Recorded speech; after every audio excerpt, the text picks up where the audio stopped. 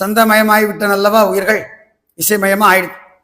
அவை தன்மயம் இழந்து இறைவனுடைய திருவடியில பேரின்ப பேரானந்த வெள்ளத்துல மாறிலாத மகிழ்ச்சியில மலர்ந்து தம்மை இழக்கின்றன, தன் வயம் இழந்து சிவமயம் ஆகின்றன. அதை சொல்லணும் அல்லவா, அதுக்கு ஒரு பாடல் வைத்தார்.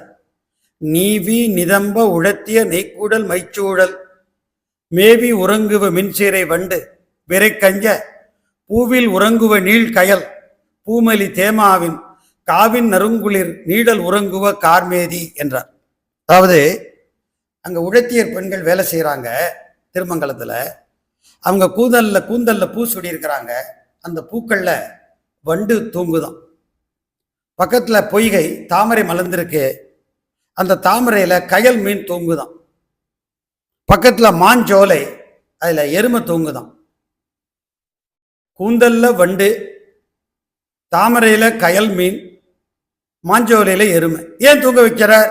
ஆம், சராசரங்களை சிவமயமாக்கிய நாயனாருடைய திருச்சரிதம் என்பதனாலே அவர் பாட்டு எல்லாரையும் பரவசப்படுத்தி பக்தி வழியிலே திளைக்கச் செய்யும் என்பதை உணர்த்திய ஆசிரியர் பெருமான் இப்படி அமைக்கின்றார் இந்த பாடல்.